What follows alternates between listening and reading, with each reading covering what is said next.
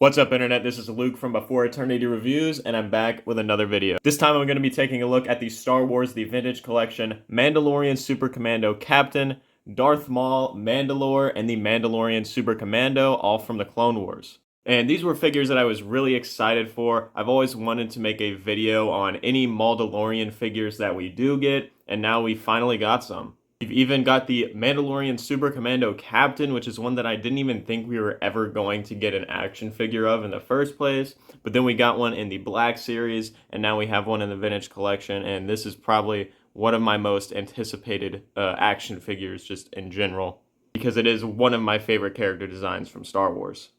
And since he is the newest figure here, let's go ahead and take a look at him first.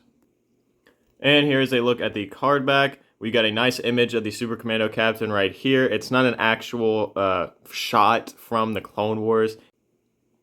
It just looks like another rendering, like CGI rendering of the character.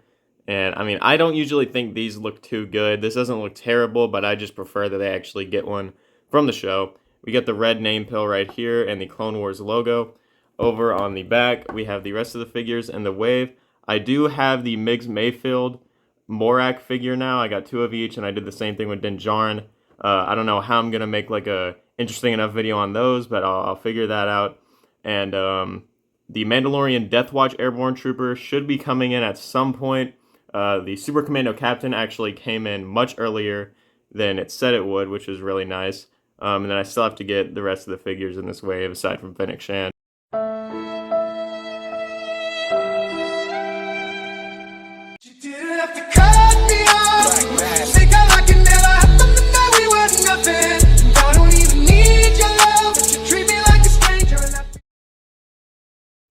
Alright, I just want everyone to pause and take a bit of a moment here and just soak in this image. This is one of the best things I've ever seen in my entire life.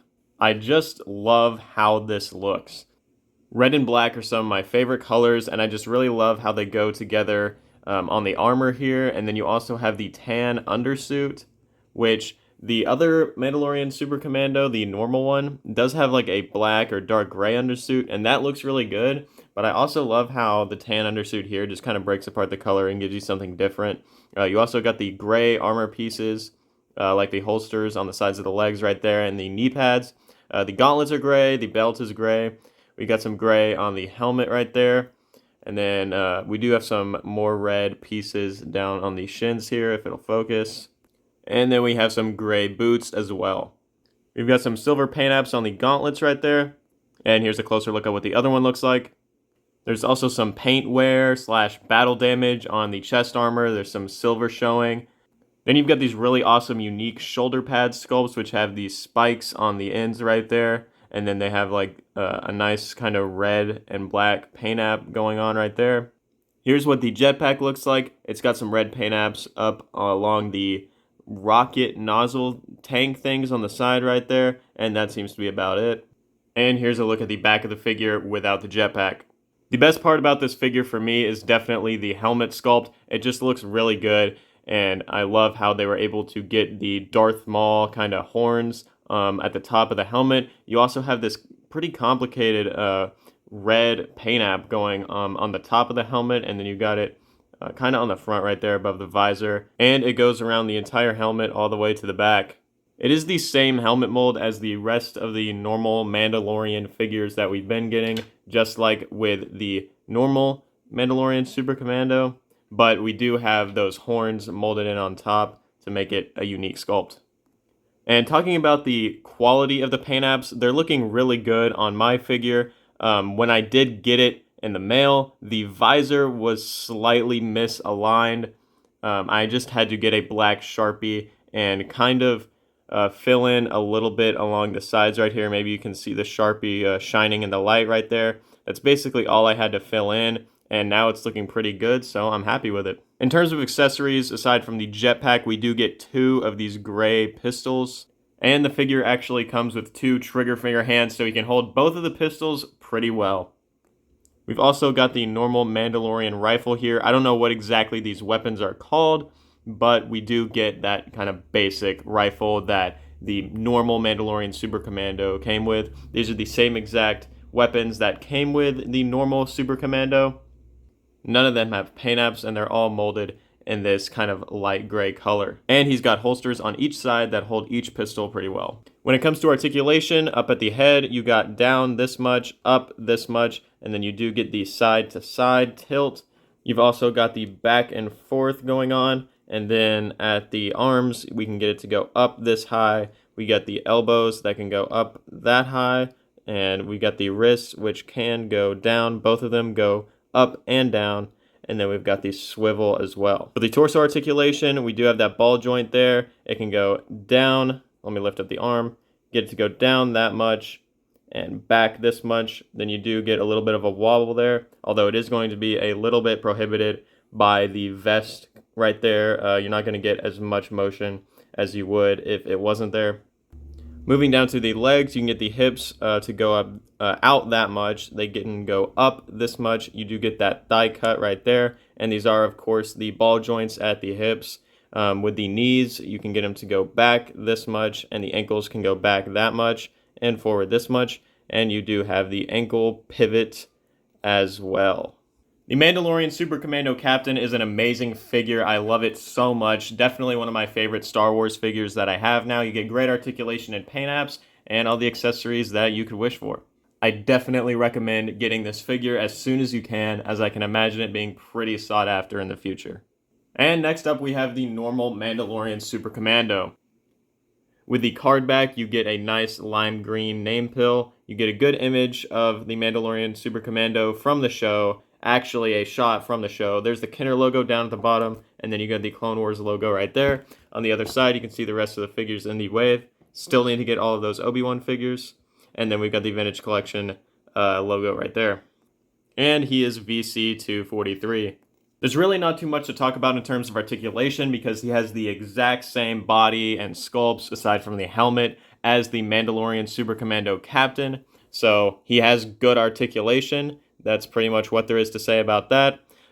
It's the same thing with accessories. They both have the same accessories, so there's nothing really to talk about there. The helmet is a little bit different, obviously. We don't have the Darth Maul horns up there, and then we have different paint apps going on. There's red around the visor, and then you've also got, it's not a handprint.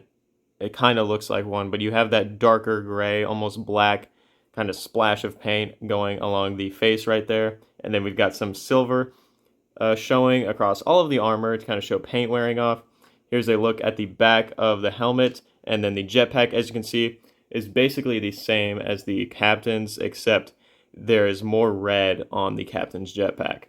And here's a look at the back of the figure. We do get slightly more paint apps on here because there is some silver wearing at the bottom, and we didn't really get that with the Captain. This guy has a dark gray, almost black undersuit, and not the tan one. And I feel like this definitely makes him look a bit more menacing, but I still like how the tan looked on the Captain. We do have those gray armor pieces at the bottom. We got both of those holsters that can hold the pistols. And then we've got some more detailed paint on the shins and the knee armor, showing that there's just some silver wearing through there.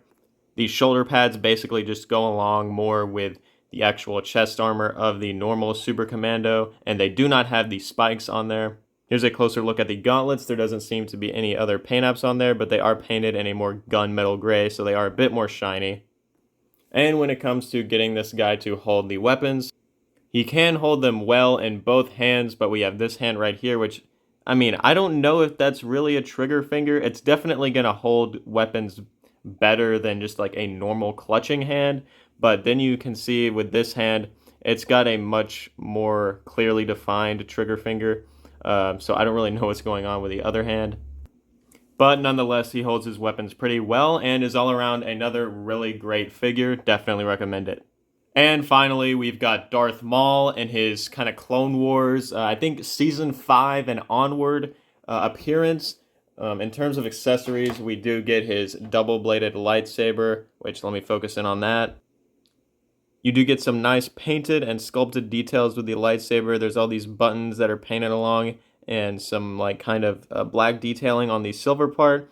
There is half of it, which is kind of this darker gunmetal gray, and then the other half, which is silver. But you can split them apart so he can dual wield. And here's what he looks like when he's dual wielding. He does have a little bit of trouble getting to hold the lightsabers and even getting them in his hands, but he can hold them well enough. So when it comes to articulation, you can get him to look up this much up at the head. I think you may be able to get it to go further, but it is a pretty tight joint. You can get him to look down that much. You do get some tilt on the head. Moving down to the arms, you can get them to go up this much, and all the joints on here are really tight, so I am kind of having trouble getting everything to move around, but they can go up pretty far. You got the elbow articulation, which I'm not even sure which way it's supposed to be oriented in. I think that's the right way. That's how far the elbow can go up. And then on the wrist, you do have, I think, yes, these are ups and downs right here. And then on the other wrist, it is also up and down, and those move pretty well. With the torso articulation, you can get it to move down this much. It's a little bit better than the Mandalorian figures, and then you can get it to move back that much, and then you've also got the tilt in there. Moving down to the legs, I think we might have ball hinges in here at the hips, actually, which is kind of unfortunate, but you can get them to move out a decent amount. And if you just twist them all the way around, then you can get them to move up, but that's annoying to deal with.